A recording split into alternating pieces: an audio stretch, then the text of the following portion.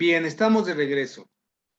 Ahora sí, vamos a ver lo que es economía política.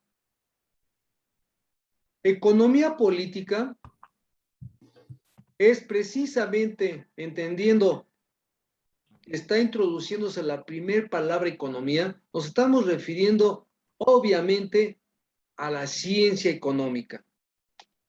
Nos estamos directamente abocando al estudio de la economía.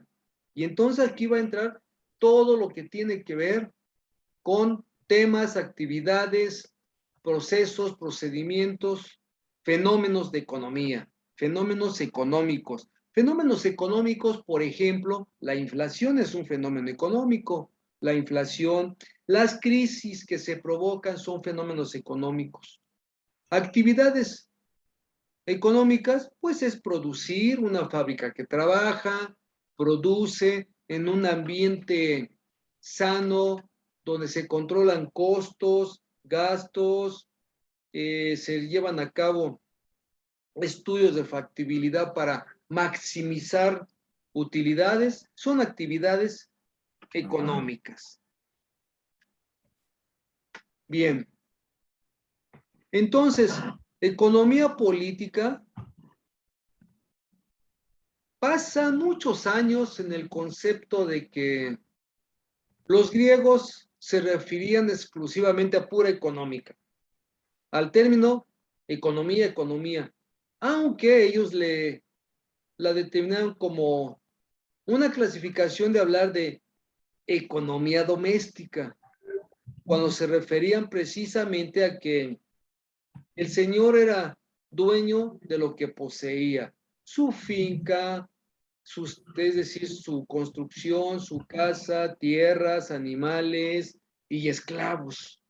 Él era dueño. Bueno, era economía doméstica. Y por eso se decía que el hombre era un hombre económico. Y es cierto, toda la vida hemos vivido en el ambiente económico. Luego entonces, economía política, a veces algunos, inclusive economistas, llegaban a referirse de política económica de manera indistinta al referirse a economía política. Pero obviamente tenían que poner orden y se estableció lo que ya vimos. Política económica es cuando interviene el Estado, ya está. Ahora, economía política, hubo un estudioso, ya prácticamente casi economista, un señor, no hablo francés, Antoine de Moncheriu o Antoine de Moncheriu. Bueno, este señor es el que empieza a hablar en su obra, Tratado de Economía, y es el primero que dice, no puede ser economía política. Si ya existe la política económica definida porque participa el Estado, pues ahora economía política pues no puede existir porque ¿en qué sentido se puede definir economía política? Y él dice, economía es la ciencia. Luego le agregamos la política. Bueno, pero la política, ¿en qué, en dónde y por qué? Y tiene toda la razón. Porque dice, si ya dice economía política, pues es la actividad económica, es la ciencia económica y todo lo que tenga que ver con la economía, todo lo que tenga que ver con microeconomía, macroeconomía, eh, economía pura, economía positiva, economía normativa, economía geográfica. Entonces, ¿qué tiene que ser economía política? Porque dice, la ciencia económica se aplica, correcto. Y al estar aplicando la ciencia económica, consecuentemente, en sí mismo, ya dentro de su sangre, circula la política. Es decir, la economía en un sentido integral, pues también es política. ¿Por qué? Porque los griegos dijeron, la ciencia económica, ¿dónde se va a aplicar? En la polis, en la ciudad. Y entonces, de polis, pues se derivan muchos vocablos, ¿verdad? Lo que viene política, porque no puede existir un político si no tiene, por ejemplo, que llevar a cabo situaciones de normatividad, elaborar procedimientos, crear normas, reglas, estatutos, etcétera, para que alguien tenga que ser sujeto a él, que es política. Dice, si ya la misma ciencia económica nos está precisamente indicando, cuando estudiamos, por ejemplo, oferta y demanda, ya sabemos que la oferta y demanda es rígida, y ya la oferta y la demanda tiene sus leyes, y hasta ahorita nadie las ha modificado. Entonces es economía. Y este señor Antoine de Montesquieu es el que dijo, se le va a quitar el término o vocablo política. Y dijo, es nada más economía. Bien. Y entonces, este señor hace su participación analítica por de 1575 a 1621, que es precisamente la vigencia, su longevidad. Es su biografía es muy interesante, ¿eh? Ya en su momento lo van a estudiar. Ahorita muy a propósito, hay un pequeño video sobre Carlos Marx que nada más es para entender los conceptos de plusvalía, fuerzas sociales, modo de producción y ¿cómo se llama este término? El capitalista es dueño de las herramientas, ¿cómo se denomina esto? Ya se me borró el cassette. Relaciones sociales, modos de producción. Ya ando jugando con lagunas mentales, ¿cómo es posible, hombre? Modos de producción. ¿A quiénes ya vieron el video? Yo, profesor. Ayúdame, por favor, Vanessa. ¿Qué términos rescataste? No, yo no. Habló una compañera esta, Jessica, creo. Yo lo que estaba viendo y lo que nos estaba diciendo Marx primero nos estaba hablando de que él vio lo de las clases sociales y que el capitalista es dueño a ver si lo leo tantito. Sí, claro que sí, El con gusto. capitalista se empieza a apropiar del excedente y es donde se crea el plusvalor. Efectivamente, la Y plusvalía. también nos dice que las ganancias que se ganan en el proceso, la producción se traduce como el lugar que el trabajador necesita para apropiarse de las necesidades básicas. Y nos pone el ejemplo de que un trabajador trabaja 4 horas, cuando ahí ya está como que el límite que necesita el trabajador para cumplir como que el valor de las materias, y que luego trabaja otras 4 horas, que ya serían 8, y que ese es el excedente. Y que es donde el capitalista se apropia de ese valor, más aparte del valor que ya tiene la mercancía. Y también nos está hablando de, ¿cómo se llama? De que nos habla de todo lo del modo de producción, de que, ¿cómo se llama? De cómo se le da el tiempo cómo se le da el costo a un servicio o producto, y depende de cuánto tiempo se tarda en elaborarlo y de la calidad. También nos habla ¿cómo se llama? De que el hombre el capitalismo se divide entre, se podría decir jefes y trabajadores. Es que no me acuerdo cómo lo llama él, pero dice que el jefe va a dar todo lo de... Uh-huh. ¿A qué te refieres? Bueno, o sea, de que el para jefe que va a... podamos conceptualizarlo y lo entiendas bien. ¿Qué es lo que no entendiste bien?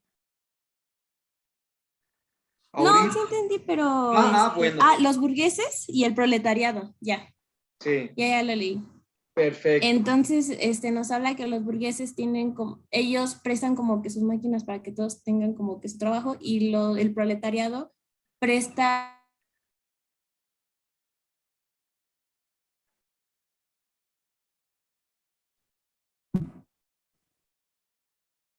¿Falla del audio? También, no, Sí, bueno, o sea, creo que también sí, empezó profe, porque a mí también me falla mucho el audio. a decir que Oh, bien. parte del hombre y eso es lo que le da se le llama la teoría del valor. Magnífico. Y ya me ayudaste. Ese término que se me había borrado temporalmente, pero ya me ayudaste, son fuerzas productivas. Y bien, aunando a lo que está presentándonos su compañera, tenemos precisamente, nada más para que no me quede yo con la laguna que de repente tuve y que no les vaya a causar confusión, es modos de producción. Los modos de producción se refiere precisamente a la característica que nos va a dar a definir el tipo de sistema. Y por eso el modo de producción es, por una parte, capitalista, socialista, comunista, fascista. ¿Cuál otro modo de producción? Fascista, comunista, socialista, capitalista. Y si también hoy en día, como ya se dio el neoliberalismo, también puede, si el neoliberalismo se instituyera al 100%, también podría llegar a considerarse un modo de producción. Entonces, el modo de producción es eso precisamente, el sistema en el cual se está llevando a cabo la economía. Bien, el término que se me había olvidado es el de fuerzas productivas. ¿Qué son fuerzas productivas? Las fuerzas productivas son precisamente todo aquello que es parte o que es propiedad del capitalista y que se refiere al conjunto de herramientas, procedimientos, maquinaria que posee el capitalista. ¿Para qué? Para explotar ¿a quién? A las fuerzas sociales, que son precisamente el conglomerado de trabajadores. Y de aquí, como mencionaba su compañera muy atinadamente, vamos a encontrar dos tipos de grupos, los que conforman las fuerzas sociales, que a veces las fuerzas sociales tienen que enfrentarse uno al otro, porque se da precisamente la característica que es la competencia. ¿Y qué provoca el capitalista? Que haya una competencia entre los trabajadores, que trabaje más el A y que el B diga yo también voy a trabajar y lo voy a superar. Y esto va a promover competencia entre las fuerzas sociales que van a beneficiar al capitalista. Porque a final de cuentas, cuando dice el capitalista, quiero que me produzcas 10 unidades, ya están las 10, ahora vas a producir 11, ya están las 11, pues si quieres seguir conservando tu trabajo, quiero 12 unidades, ya están las 12. Entonces, nunca hay una satisfacción para el capitalista. Si les producen 15, quieren 20. Si se les alcanza 20, quieren 25. Esa es una ley innata del capitalismo, es indiscutible. Recuerden que el capitalismo dice, tienes que esforzarte, tienes que dar más. Así es. Bueno, entonces, lo referente a la plusvalía, que es parte, la plusvalía es precisamente eso que Carlos Marx define como el trabajador genera un valor al producto que está fabricando, en donde el trabajador está recibiendo la parte de salario nada más por 4 horas. En 4 horas, él ya se ganó el salario y aún así el capitalista le hace trabajar otras 4 horas. Y esas 4 horas se las apropia el capitalista. Y eso es lo que se denomina la plusvalía. Inclusive todavía aquí en México hace unos años, pero desde el plan azteca que instituyó Carlos Salinas de Gortari, todas las empresas ahora se están negando porque dicen, es que no hay dinero, es que no hay utilidades. Es un derecho de los trabajadores la participación en las utilidades de la empresa. Pero a partir de ese diseño, salen con que no hay utilidades por la inflación. Bueno, imagínense empresas que están trabajando, ya sería cuestión de entrarle a los impuestos, porque aquí entra la política fiscal, que también es parte de la economía, pero nos saldríamos. Entonces, seguimos con Carlos Marx. Esa es la plusvalía, el valor que genera el trabajador y que no le paga el capitalista. Bien.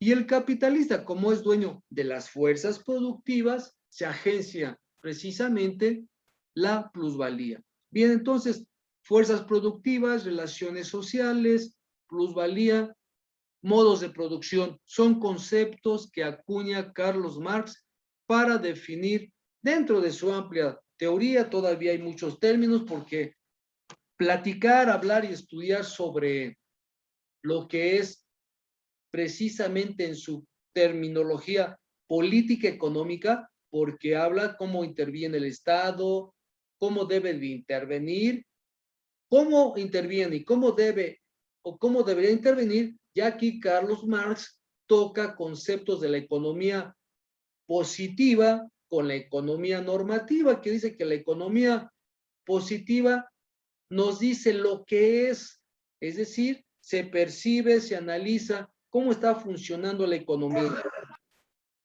Y por otra parte, la economía normativa nada más nos dice lo que debería de ser la economía. Entonces, vean ustedes, muy interesante, estamos aprendiendo. Bien, sigo con economía política. Entonces, este señor Antoine le quita el término político y ya queda precisamente nada más como economía y ya empieza a dársele la calidad de ciencia porque se le aplica el método científico. A los fenómenos económicos se les aplica el método científico y se llega a axiomas. Y hasta ahorita, pues nadie ha presentado modificaciones a la economía. Lo único que hacen es acrecentar la economía en cuanto a actividades. Por ejemplo, en este siglo XVIII y desde antes con Antoine, pues estamos hablando del siglo XVI, cuando yo les comentaba que filósofos, físicos, químicos, matemáticos, historiadores, filósofos en general, se adentraban a estudiar la economía. ¿Por qué? Pues porque ya estábamos en el periodo del Renacimiento y ya habían resurgido todos los libros ocultos de los griegos que ellos ya habían tratado la economía y entonces se vuelve otra vez a tratar la economía. Y es aquí cuando Antoine dice, no, es economía nada más a secas, porque por otra parte sí va a haber política económica cuando intervenga el Estado. Bien, y ya posteriormente tenemos que la economía estudia la riqueza por una parte y la producción por la otra, porque la riqueza se genera precisamente como consecuencia de la explotación de la madre naturaleza. Por eso actualmente un psicólogo muy buenísimo, un super psicólogo desde mi punto de vista, este señor, se llama, el psicólogo es Eric Fromm. Eric Fromm, por ejemplo, hay una obra, ojalá la lean ustedes, que se llama El corazón del hombre. Y por otra parte, El arte de amar. Son obras que tienen que ver con nuestra conducta humana, súper interesantes. Bien, ¿y qué dice Eric Fromm respecto a la economía? Dice, la economía es precisamente el enseñoreamiento que se hace el hombre, considerando que la economía es infinita, pero se olvida precisamente que el mundo es finito. ¿Y qué es lo que está pasando hoy en día? ¿Qué están haciendo? Por eso ya se acuñó el nuevo término, desarrollo económico sustentable. Quiere decir, sí, buscar el desarrollo económico como siempre ha sido la ambición del hombre, principalmente los capitalistas. ¿Y qué sucede? Pero cuidando, ya no atentar en contra de la ecología. ¿Por qué? Precisamente porque tuvo razón el señor Eric Fromm. Bueno, entonces, ¿qué se estudia ya con economía? Ya es ciencia, la riqueza.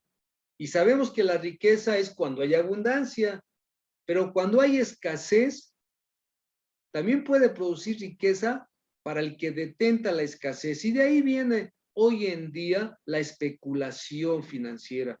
Vean ustedes, los financieros tienen capital, pero ellos no trabajan, no producen, no crean una fábrica, no tienen terreno, construcción, maquinaria, no contratan empleados, mecánicos, no tienen logística, nada. Nada más se dedican a estar diciendo mentiras para alterar el orden económico y ellos sacar provecho. E inclusive pueden han provocado hasta crisis entre los mismos. Bueno, esto era en un principio. En un principio provocaron crisis de muchos capitalistas que además muchos de ellos se llegaron a quedar sin nada. ¿Por qué? Por ejemplo, en la época de la Gran Depresión, en el año el siglo pasado, en 1929, muchos quedaron en la ruina porque cayeron en esa trampa de especuladores. Cayeron en la trampa de especuladores. Otro muy reciente, lo que es la crisis inmobiliaria. Y ahorita dicen que ya viene otra con los chinos, pues ya se la aprendieron los chinos también. Dicen, si los norteamericanos la hicieron, ¿por qué nosotros no? Para que vean nada más, ¿eh? Y esa economía. Vean ustedes por qué la economía es ciencia, porque se aplica el método científico. Y luego entonces, como en un laboratorio, se puede provocar que las mismas situaciones de actividades económicas se desenvuelvan para propiciar otra vez esos acontecimientos y ya por ley se va a dar. Eso es precisamente por qué la economía ya es una ciencia. Están repitiendo el fenómeno. Los norteamericanos lo hicieron en el año 2000 se empezó a generar 2006, 2007 y en el 2008 fue la crisis inmobiliaria. Lean también ahí en vía internet ya por lo menos, si no quieren leer el libro de la crisis inmobiliaria norteamericana. Y vean ustedes, hay una película por ahí, se las recomiendo, no recuerdo el título, pero en el buscador manden ahí película que tenga que ver con la crisis inmobiliaria y ahí aparece. Vean la película, ¿eh? Es muy interesante. Ahí casi se desmenuza cómo se llevó a cabo la trampa. Y ahora que resulta que ya también China viene con crisis inmobiliaria. ¿A quién perjudican? Al pueblo, porque el pueblo es el que tiene que pagar precisamente las deudas, porque el Estado aquí interviene dentro de sus políticas económicas. Y es lo que hizo el gobierno estadounidense. Salvó a las inmobiliarias que participaron ahí, los bancos principalmente. Salvaron a los bancos, Profe, sí, profe, la película no se llama La Gran Apuesta. magnífico, esa es, correcto, véanla, está muy interesante, ¿eh? Es interesantísima, vean la película, damas y caballeros, para que entendamos ahora que ya vienen los chinos, al rato va a salir también, chinos en La Gran Apuesta, de igual manera. Véanla, por favor, quienes no la han visto. ¿Tú ya la viste? ¿Que me diste el título correcto? Una parte, profe, pero la verdad, como hace mucho tiempo y una partecita y como ya no pude verla por el trabajo y el tiempo, pero ahorita que me está comentando, pues ahorita acabando la Véanla, véanla. Cuesta trabajo porque ahí vamos a encontrar precisamente instrumentación. Recuerden ustedes que Carlos Marx nos está hablando en este video que ustedes están viendo, en este video que están consultando, Carlos Marx habla precisamente de las fuerzas productivas. Bien, pues aquí las fuerzas productivas son maquinaria, herramientas, procedimientos con los cuales el capitalista explota.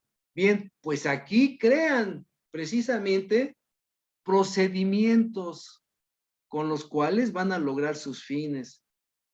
Crean mecanismos con los cuales el cuate este que empieza a analizar todo y descubre y dice, va a venir una crisis porque estas empresas, ahí es un todo, es un contubernio, ¿no? Y él los pone a luz y dice, están provocando la crisis, ellos se van a llevar la lana. Nosotros tenemos que blindarnos. ¿Y cómo nos vamos a blindar? Ah, pues hay que hacer esto, hay que emitir bonos de cobertura. ¿Cómo vamos a emitir? Eso nunca se ha hecho. Ah, pues hay que hacerlo. Véanla, está muy interesante la película, ¿eh? Véanla, damas y caballeros, la gran apuesta, correcto. Bien, entonces sigo con el concepto de economía. Economía luego entonces, ya dije, trata sobre la riqueza por una parte, al mismo tiempo la escasez y la producción. Las cadenas de producción, si hay escasez, entran en crisis, es obvio. ¿Y qué dicen las cadenas de producción el capitalista?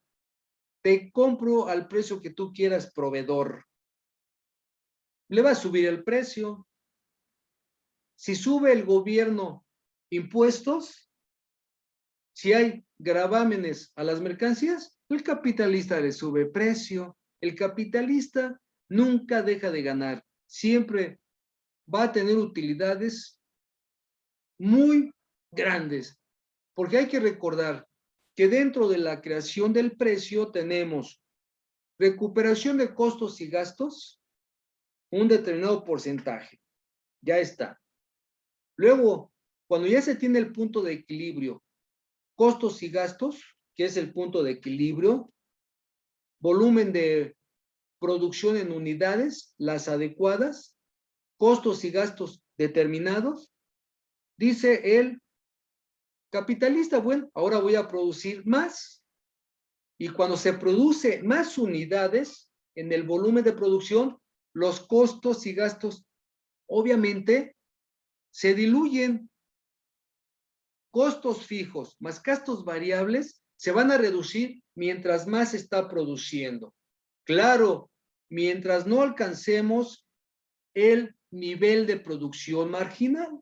Cuando ya se va a alcanzar el nivel de producción marginal, ya hay que evitar sobrepasar, es cuando ya se puede dar una sobreproducción. Y entonces, en lugar de ir aumentando las utilidades, va a ir aumentando el costo y las utilidades se van a quedar estáticas. Me parece que vamos a ver esto de la producción marginal. Parece que lo vamos a tocar. Precisamente cuando veamos, ya vamos en la siguiente unidad, cuando entremos a teorías del comercio internacional. Porque vamos a ver el Fordismo, Toyotismo y parece que algo sobre. Ya lo veremos. Bueno, y entonces, ¿qué sucede? Que en ese aspecto, mientras más se produce, los costos y gastos se reducen.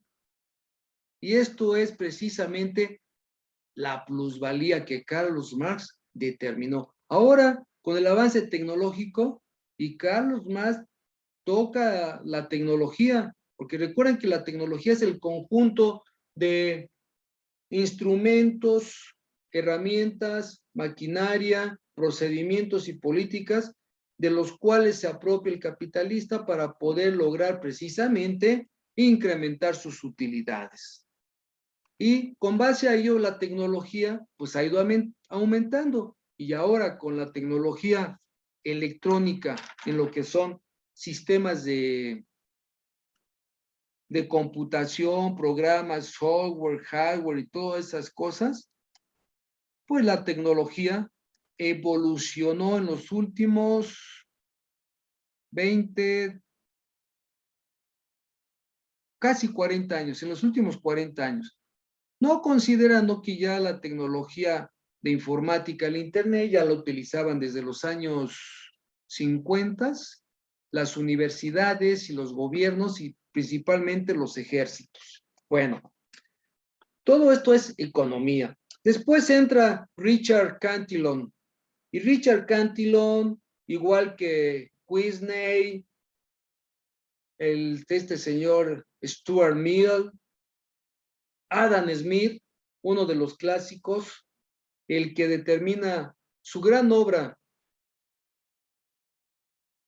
La riqueza de las naciones, y es el padre del liberalismo económico, donde él dice y él apuesta a que el Estado no debe de participar y debe permitir que se dé la competencia abierta. Él es contramarxista, indiscutiblemente, es padre del capitalismo. Que se dé la competencia abierta, que todos participen y que no exista regulación alguna. Imagínense nada más, si aún así, con regulaciones más o menos que da el Estado, porque el Estado no hay que olvidar que está para blindar precisamente al capitalista. Vean lo que comentamos con la crisis inmobiliaria de Estados Unidos y la que viene hoy en China, aún siendo comunistas los chinos, que ya ahora son de economía mixta.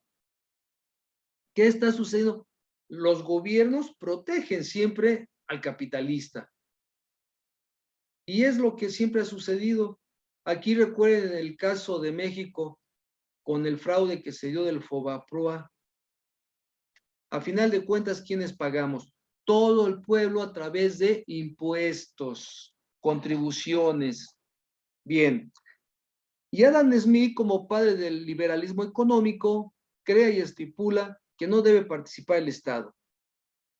Pero después viene este señor, otro economista británico, de igual manera muy buenísimo, que hasta la fecha se sigue implantando. Y más ahorita en época de pandemia, vean ustedes en Ciudad de México cómo hay tantas obras que se están llevando a cabo. ¿Han visto ustedes obras viales?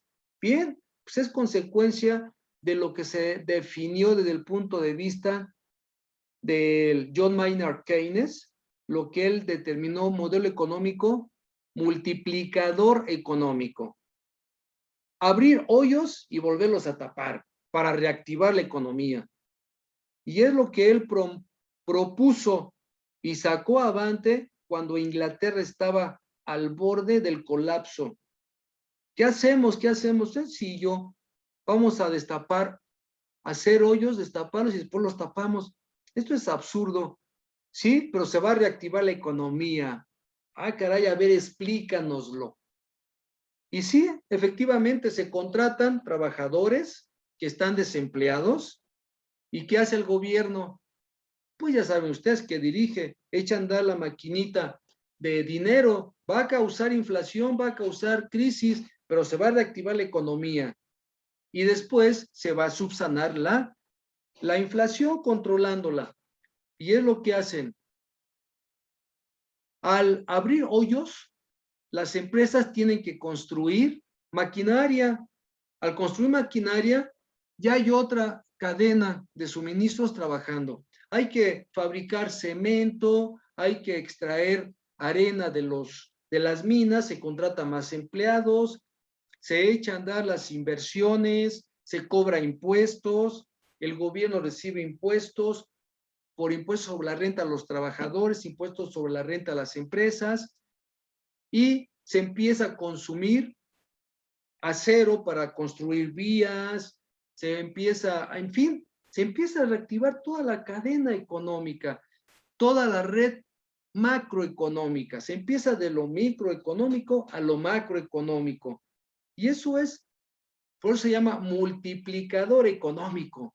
Se parte de un hoyo y por trabajar ese hoyo, pues hay que fabricar cemento, comprar palas, picos y al mismo tiempo hay que fabricarlos. y las empresas necesitan acero y el acero se extrae de minas y ya es necesario abrir créditos, préstamos, tanto nacionales como internacionales. En fin, vean ustedes, se reactiva la economía. Y ahorita México, aquí en Ciudad de México, se está llevando a cabo eso. Hay muchas obras en vía pública, hay mucha gente ya trabajando ahorita ahí. Las empresas que son particulares tienen las concesiones y las empresas ya están descontándole a los trabajadores impuestos sobre la renta. Y espero que las mismas constructoras también estén pagando impuestos sobre la renta por las utilidades que están generando. Ojalá paguen y no salgan con que no pagan, que es una de las partes de corrupción, que precisamente ahorita lo vamos a ver aquí. Bien, entonces, Carlos Marx determina, bueno, Adam Smith determina que la base precisamente de lo que es un progreso económico es precisamente que no intervenga el Estado, un neoliberalismo. Carlos Marx escribe toda su filosofía económica, hace una crítica del sistema capitalista principalmente y es una crítica completísima. Imagínense ustedes, consulten las obras de Carlos Marx y ya si gustan leerlas, háganlo. Es confusa porque en el sentido de que todos sus planteamientos teóricos también los traspasa a las matemáticas, al álgebra, todo. Entonces, es muy interesante. Y en Carlos Marx se cierra toda su crítica en algo que se determina como anatomía de la sociedad civil. ¿Qué significa esto? Anatomía de la sociedad civil, que hace una crítica. Es como estudiar anatomía fisiológica, ¿verdad? Vamos a estudiar cómo funciona todo el cuerpo humano. Lo desmenuzamos. Bueno, Carlos Marx desmenuza precisamente la sociedad civil y aquí entran las familias, por una parte que es un agente económico, entra el gobierno que es también otro agente económico y desde luego entran las empresas, otro agente económico, que también ellos tienen familias. Entonces hay familias de proletarios, familias de capitalistas, la sociedad civil, y hace un análisis crítico de esta convergencia de intereses, flujo de la riqueza. Federico Engels. Federico Engels, un gran amigo de Carlos Marx, inclusive Federico Engels, cuando muere Carlos Marx, y ellos siendo amigos, amigos en el sentido de que imagínense, estuvieron comunicados a través de cartas, escritos, se escribían todos los días, se escribían, se transmitían conocimiento, se pasaban horas comunicándose. Fíjense nada más qué amistad, ¿eh?